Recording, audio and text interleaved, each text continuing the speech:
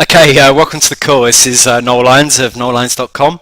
Today I'm speaking with Brian Grasso, and I'm sure Brian needs no introduction, but just in case, Brian's a former CEO and founder of one of the largest fitness organisations and internationally known. He's also done a lot of lecturing worldwide and has trained over 20,000 athletes, Brian, including like gold medalists, world champions, and a lot of sporting professionals. Yeah, as part of the background. Absolutely, yes. And Yeah. you retired at the age of 37, which is a great story in itself. You founded Free Thinking Renegades Nation, and now you're moving into sort of the happiness field, aren't you? Where sort of showing people that they can really live the sort of their dreams once they really discover their true purpose in life. Yeah, I think the happiness field, that would be the best definition possible. Absolutely.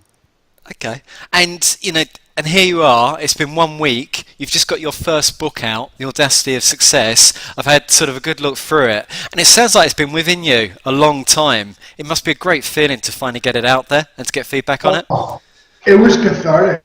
No, I mean, it was truly cathartic to just dump all this information out into one resource. I mean, as you know, it's stories that date back to when I was 6 years old. In interactions with my grandfather as part of the book, that those interactions sowed some very important seeds in my life. That, I mean, in fairness, it took me a lot of time to recognize the seeds that my grandfather sowed me and how he did it through the story. But yes, in short, the book has been written conceptually for many years. It's just it took us time to come out. Yeah, and that's a great connection point for anybody listening, because I'm sure everybody within them, they have like a similar story to tell, and that's something obviously you're trying to encourage people through the book to get it out there too. Yeah, I think, this is a great question, though. I think there's a defined difference between experts and leaders. And experts tend to stay at the top of their own food chain, where they create and disseminate information down. Right. I think that's great. I have no issue with that at all. But I want to be more of a leader, a catalyst, where I don't want to sit at the helm of FTR Nation. I want to enable and catalyze people to become leaders, because I think a worldwide movement of happiness and fulfillment and purpose is really where we're going. I think human consciousness is changing. It's evolving as it does. And over the course of history, things evolve. And so, I want, if I could define it this way, I want Audacity of Success to be a catalyst for people, because I don't think I'm special in any extraordinary way. I think we all are very special. We all are very extraordinary. We all have incredible stories. And I think telling those stories it goes back to the genesis of human history, and how things evolve was through storytelling. Yeah. And I think everyone's got beautiful stories, and mine are no better or worse than anybody else's. I want people to start talking, But I think that's one of your main promises in the book. You'll get out of this book whatever you want, whatever you take from it.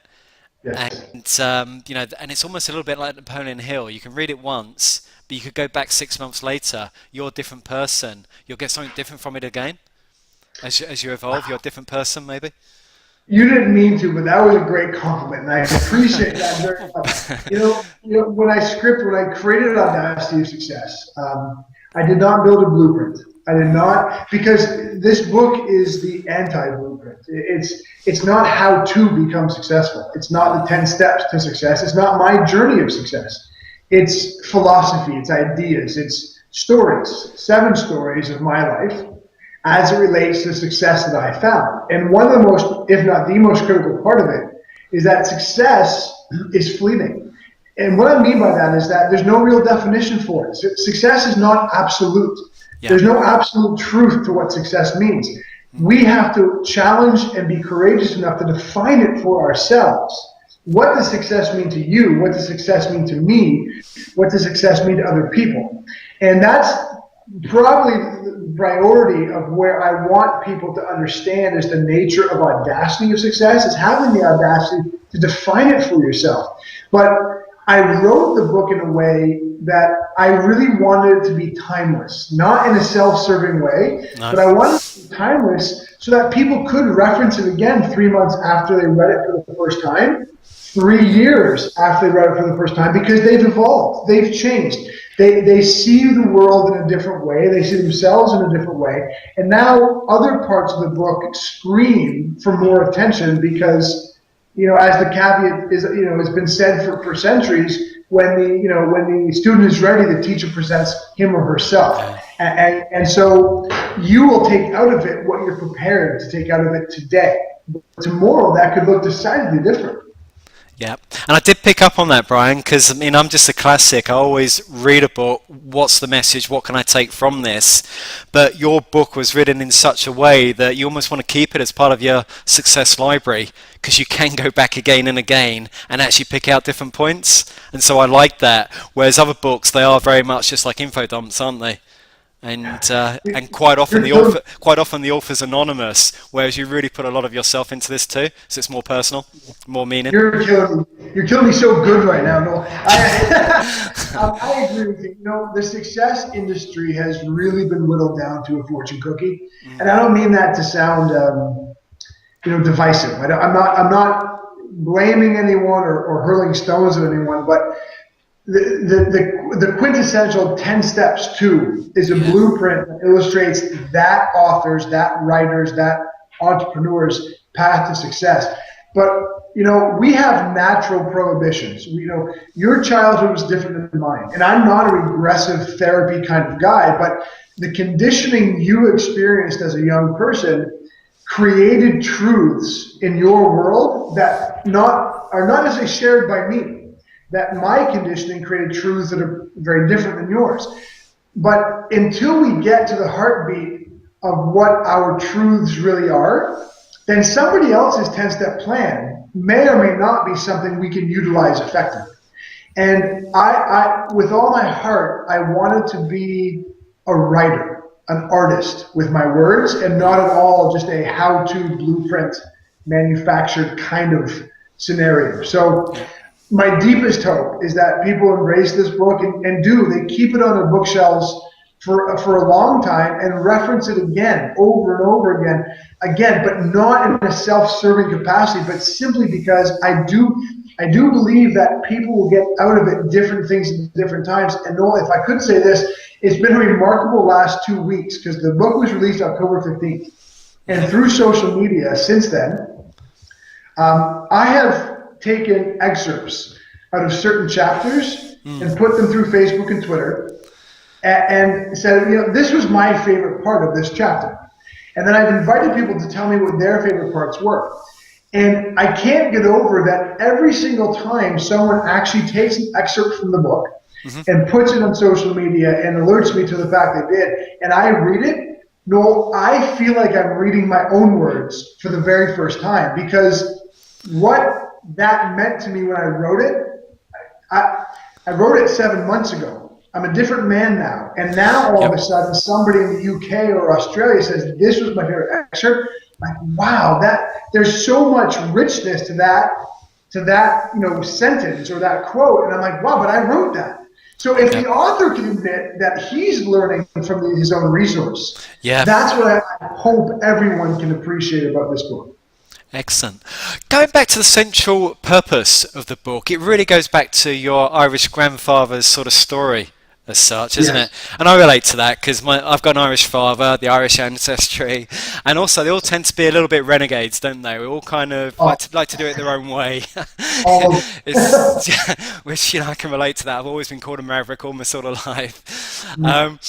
And so it's really this boldness, isn't it? It's really about sort of just stepping out of yourself a little bit and just sort of going down a slightly different path. Perhaps you could talk a little bit more on that, because this really is the audacity of success, isn't it? It's a central theme that permeates right throughout the whole book.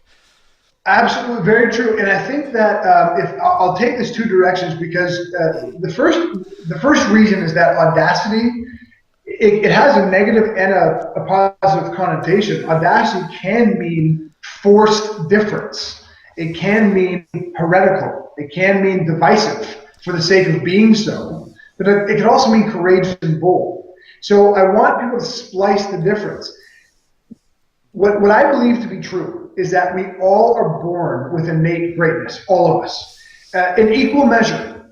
And I say that willing people to understand their own greatness and do with that greatness, which we're all capable of doing, which is bringing it into this physical world and creating amazing things for ourselves, for our family, for the world at large.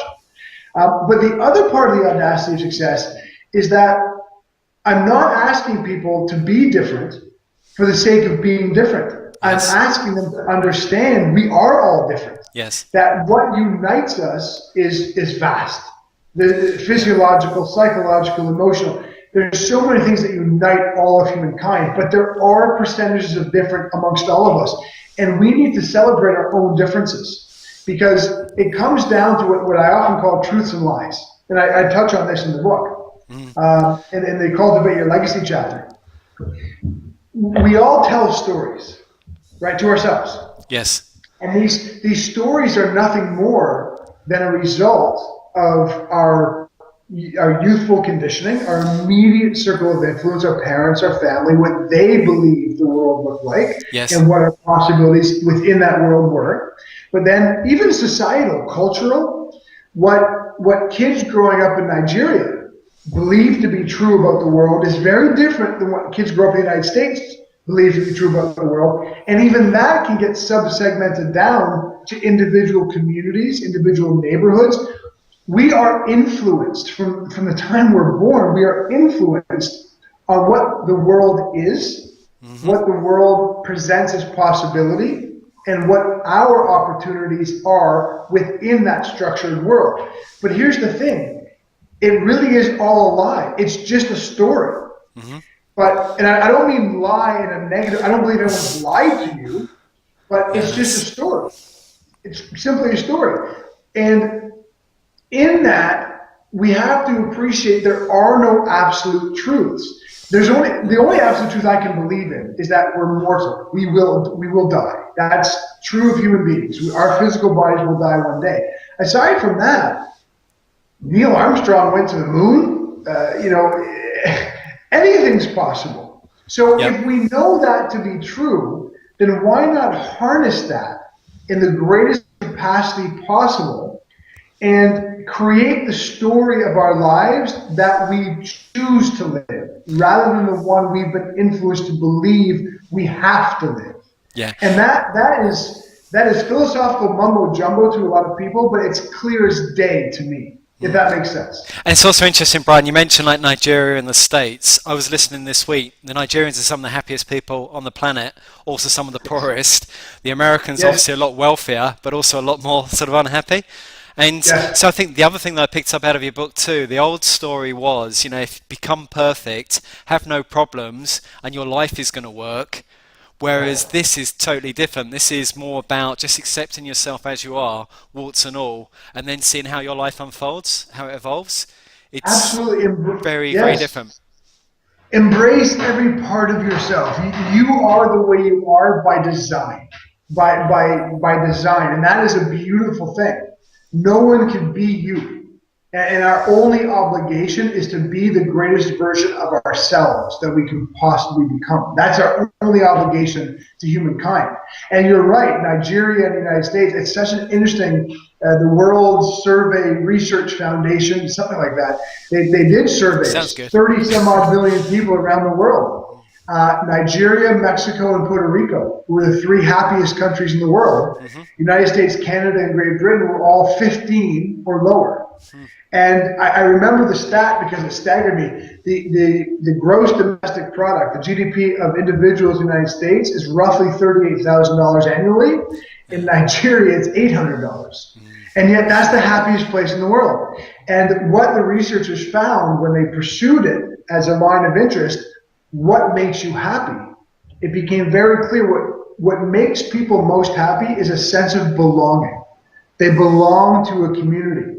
And I find that unbelievably important in the scheme of fulfillment, happiness, and success, because instant messaging, email, fax, Facebook, social media, we've become very conditioned to glance over life as opposed to dig into it in terms of relationships with people, relationships with ourselves, which, I'm kind of rounding into another part, a huge part of the Audacity of Success is the concept of see yourself and others, salvabona, Yeah. that word I learned while in Australia. Yeah. How well do you know yourself? Do you truly know what you want?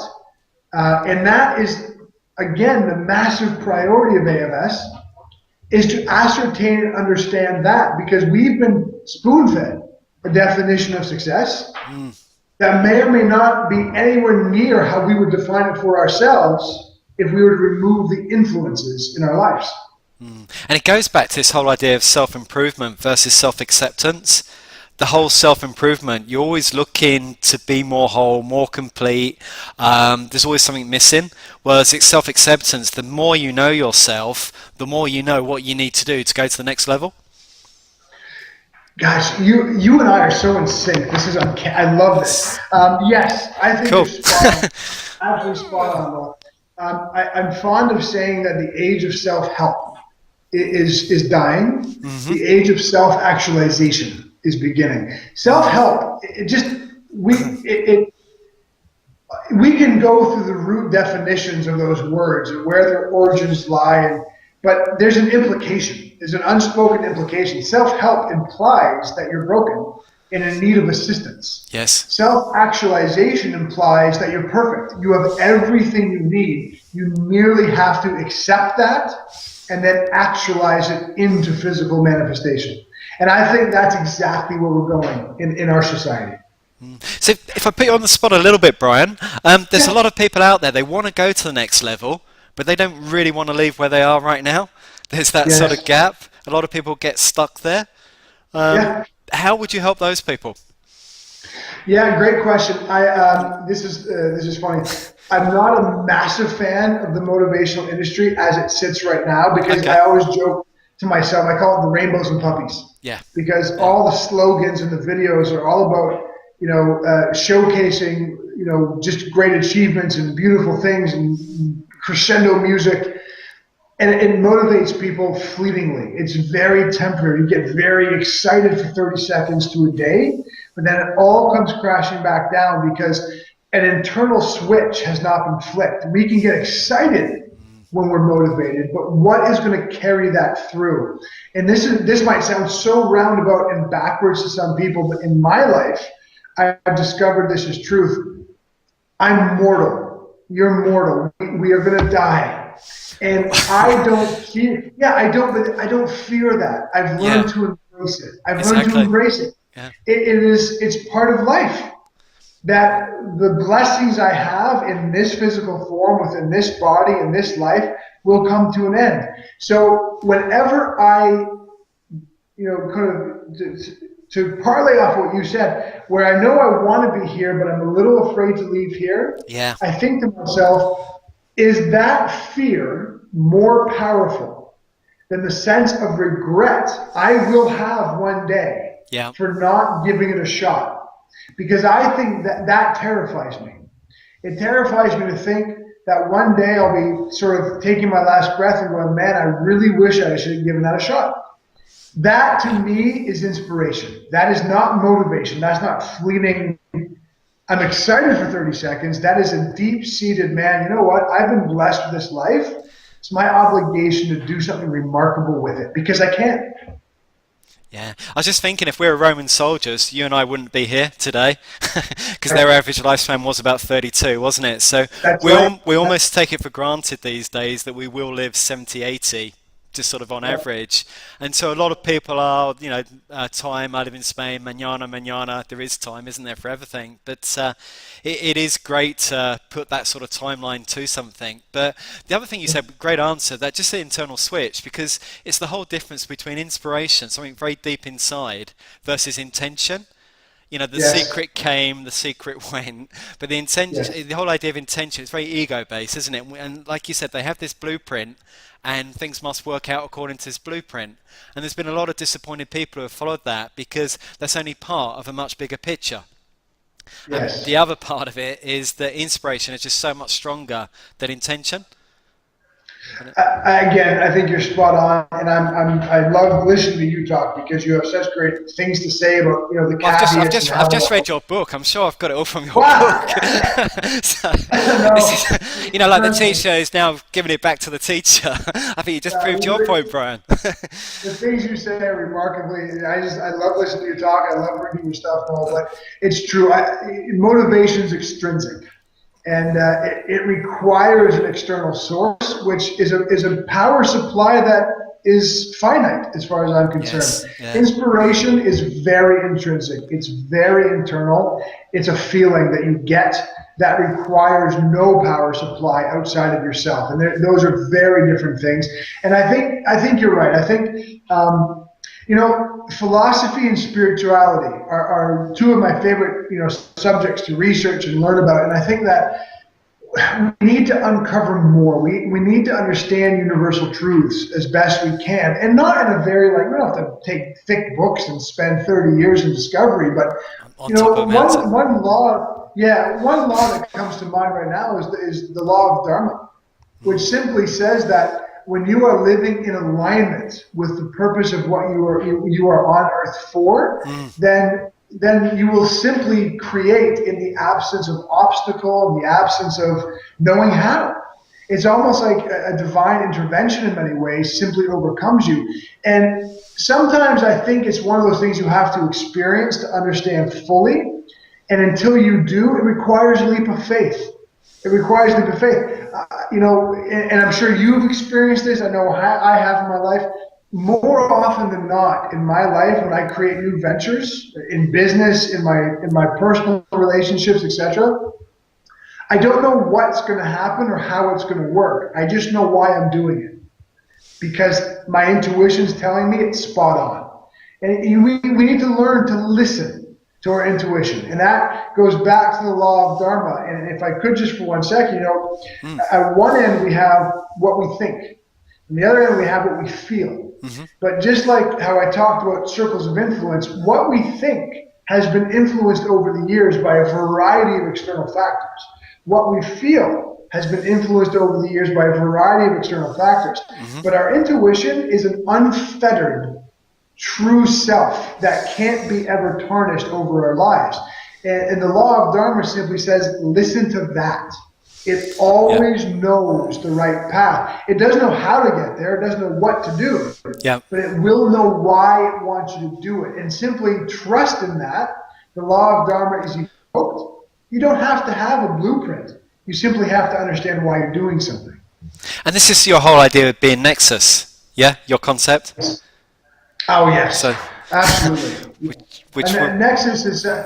wow, it's proven so important in my world in every way possible. Business, relationships, everything possible.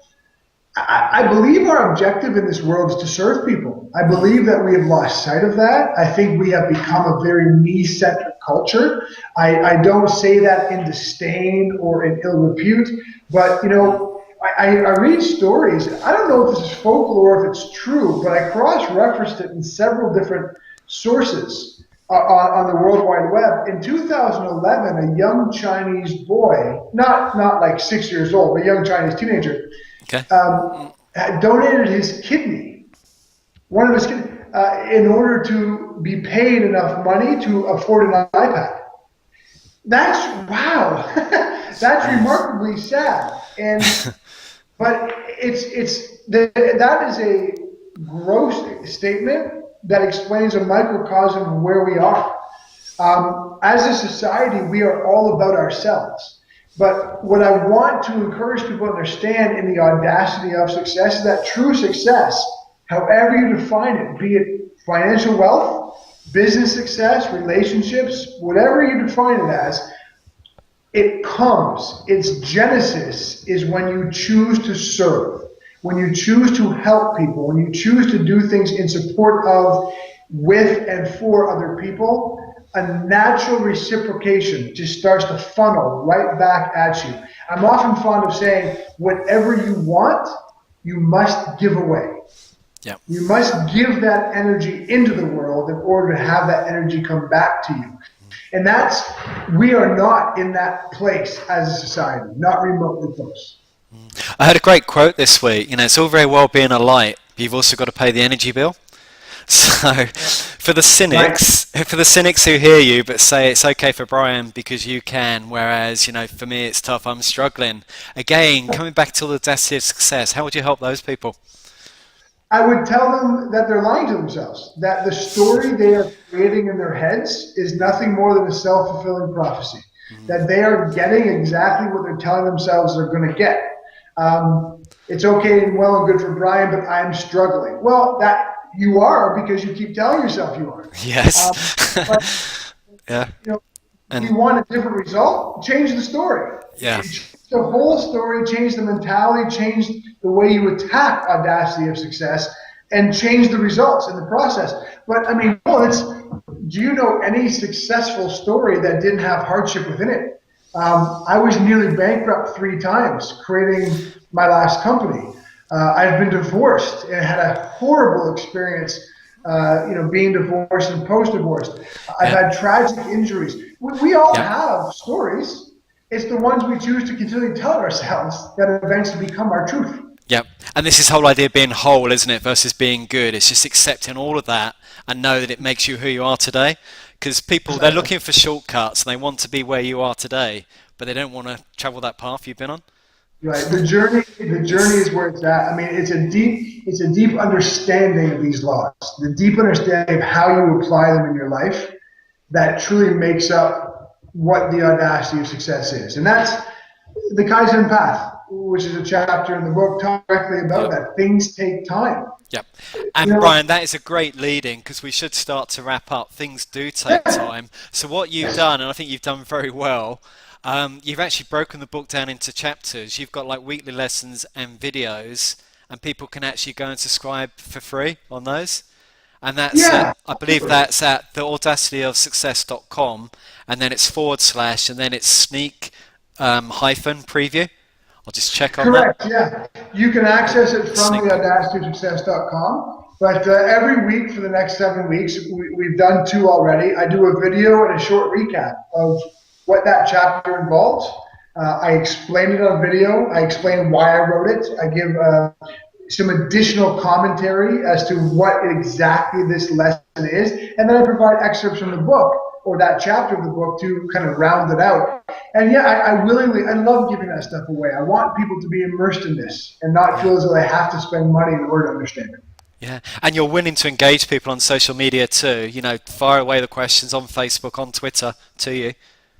They're the main Always, ones. always, yes. That is Because not business 101, but no, I like to talk myself. I'm a people person. I love people. Sometimes it takes 24 hours, but I always return messages and I always comment on comments. yeah, we've got to be Nexus. We've got to live our life too. um, now, and of course, if they want the book, it's at theaudacityofsuccess.com. It's just a book. Correct. Come on, guys. You should be like reading 2, 3 books a week. Yeah, it's like we do. Right. Yeah. So, Absolutely. so that's all there. And then, you've also just produced your first film. I hear you got CDs on the way. Just give us a little bit of a glimpse where you're actually following this path of audacity of success. Where next? Well, where next? Great question. Yes, Life by Numbers is my first short film. Produced it last year. A couple of live previews around the world, one in Chicago, one in Montreal. And then, of course, online it's been viewed thousands of times. So I'm very, very happy with that. Next, my very first concert is on November 30th in Toronto. I love spoken song as a musical genre. Okay. So I've pushed on the envelope of that to try and fuse it with other sounds like hip hop and acoustic guitar and vocals. Cool. And I'm pressing myself on this one, a 10-song set. Myself and my guitarist, an hour and a half show in Toronto on November 30th. Everyone's invited. I'd love to see you. But that's where I'm going next. I'm going to keep writing and going to keep producing music. Awesome, Brian. I wish you all the best for that. And it's been really good speaking. Yeah, I love this. Thank you so much, Noel.